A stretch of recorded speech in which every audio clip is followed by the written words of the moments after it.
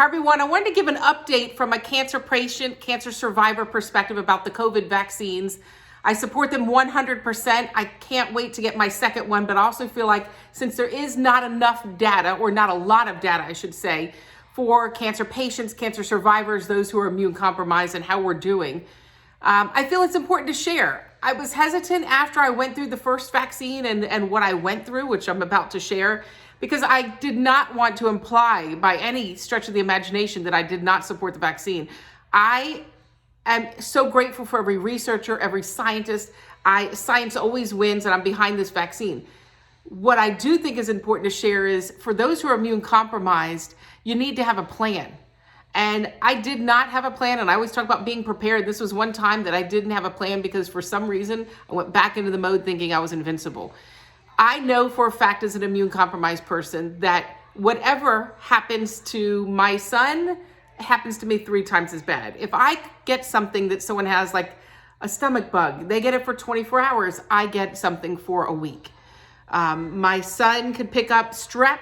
He feels good in 3 days. It takes me 10 days.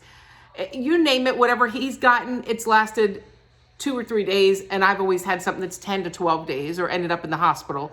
So I should have known that the side effects people were getting for 48 hours was going to last me a very long time. What I didn't know is I was going to suffer for about 15 days after the first vaccine. Tomorrow I'm getting vaccine number 2, so I'm hoping for your prayers. I'm scared. I'm excited about the science. I think it's fascinating about how amazing this vaccine is and what it can do and the technology and science behind it. But I am scared for myself being immune compromised and talking to some other patients, a few of my friends around the country who are survivors of bone marrow transplants who've also gone through some similar problems.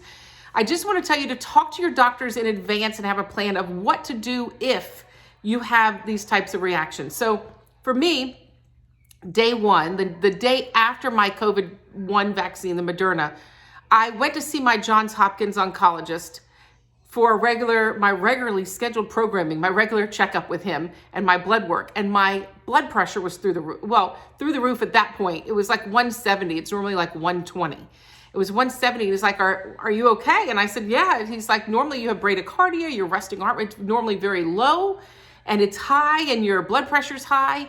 So he gave me an order for blood pressure medication, a very low dose, and said maybe this genetic marker that you developed from your sister, this heart disease, is rearing its ugly head and was triggered by the vaccine. We didn't know if it was a side effect that was going to go away, or was I going to forever be on blood pressure medication. 2 or 3 days later, the blood pressure got worse. It went up to 188.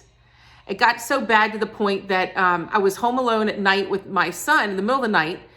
And my blood pressure, I felt like palpitations, tightness in my chest, backache, nausea, dizziness. I unlocked the front door because I literally thought someone was going to have to drag me out of the house. And I was terrified and crying, thinking someone's got to be able to get to my son.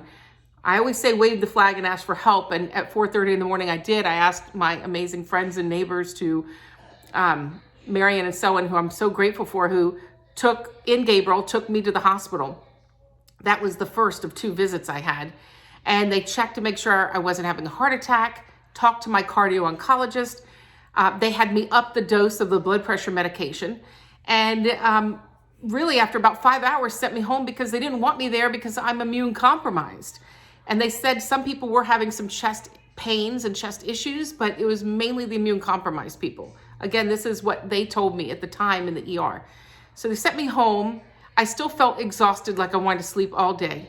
This went on for not 2 days like many people were having, but 15. So 3 weeks of the 4 between shots has been nothing short of a really exhausting nightmare for me.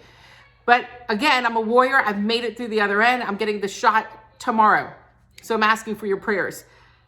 A few days later, about day 10 or 12, I ended up back in the ER because my blood pressure went to 188 and 200. So they had me up the dose. I thought I was having a heart attack. The PTSD set in, thinking like, I've made it through 2 cancers. I've escaped COVID. I've avoided hospitals. And now I've got to take myself to the very place I didn't want to go. when I got there, they were very wonderful. They put me in a separate room, kind of in isolation, so I wouldn't be near people because they saw my history. Oh, you have 2 cancers, bone marrow transplant, not your own DNA. Let's get you in a separate place away from everybody. So they handled it incredibly well. But they were like, oh my God, we got to get you in and out of here because you're so compromised. Look at Coco. You're so compromised. We got to get you out of here. They kept me for about 5 hours. They did testing to make sure I didn't have a blood clot in my lungs. Checked did an x-ray to make sure there wasn't any fluid in my lungs, and waited till I was stabilized and sent me home. Then my doctors, mind you, I have a cardio-oncologist, a regular oncologist, an EP cardiologist, 2 infectious disease doctors, 1 at Penn, 1 at Hopkins, a breast cancer oncologist, a leukemia oncologist. All of them, thank goodness for the pit crew, and they all talk to each other finally, because we know healthcare operates in silos. They all said, let's up her medication. They didn't know if I was going to stay on this blood pressure medication to the end of time, or it was going to teeter off eventually and wane off and I wasn't going to need it. So they eventually upped my blood pressure medication. By about day 13 or 14, I had to start tapering it off because then my blood pressure was so low from the medication. They took me off the medication. 2 days later, my resting heart rate was 40. My blood pressure was lower than it normally is, like 108 when it's normally like 120. So it's just been somewhat of a roller coaster for me. Finally, I feel human this week, and now I'm getting the shot again tomorrow. I have a dear friend who's a nurse. She's going to stay with me tomorrow night, make sure I'm okay. I'm asking for your prayers, but the reason behind my post, because I hesitated. I said, oh, I do not want to scare people because the point of this is we need this vaccine. If this is just a snapshot of what you're going to go through for days and days, like we've seen all the people who've gone through COVID and suffered, if this is a snapshot of what you could go through if you get it, get the vaccine. Because what you're going to feel is something you don't want to have to go through for that amount of time. And then we've lost so many people. And it's been heartbreaking. So I encourage you to, 1, get the vaccine and be grateful when you get it that you're going to get through these side effects and hopefully avoid COVID altogether. But I do want to share this because now my doctors are all on the same page. They've given me a list of protocols. If your blood pressure is this, take this. If you feel this, take that. So I feel like I have tools I need in my toolkit, as I say, to navigate the next steps. Talk to me tomorrow after I get the shot and over the next few days if I actually put it to use. But my point is, if you or someone you love is immune compromised for whatever reason, even more important, you need to get the shot, but the vaccine, but very important that you also consult your doctors ahead of time and say, hey, I am prone to this or this and this. What do I need to take? What can you help me prepare in advance? So you're not in that crisis mode that I was. I preach about preparedness and I was not prepared. I found myself at 4:30 in the morning saying, oh my God, what do I do? I had never had high blood pressure in my life. And it was so high. And it was just a terrifying moment because it was the first time in a long time I didn't have the tools to navigate it. And I didn't know what to do. So I just say to you, talk to your doctor, let him or her know that you're going to be getting the vaccine so you're prepared.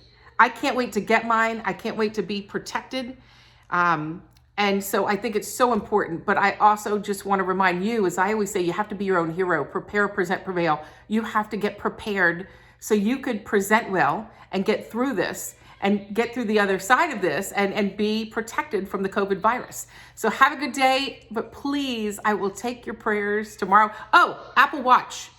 Best gift. My husband had to be convinced by my cardiologist to get this. I was able to use this and send the PDF back to him. I can do my heart rate, my resting heart rate, enter in data of my blood pressure when I do it, and also see, it also does the EKG. This is really the gift of life and the gift of time.